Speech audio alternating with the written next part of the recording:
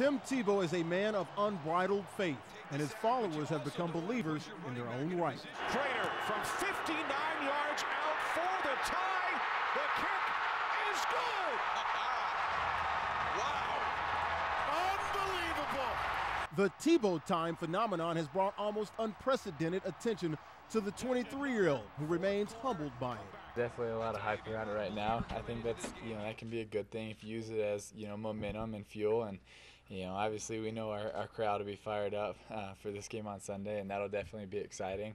But bottom line is I think you kind of got to try to block it out and just focus one day at a time. The Patriots have heard all week about the mile-high Messiah, and while they may not buy into the hype surrounding Tebow, to a man they respect his skill and his ability to win games.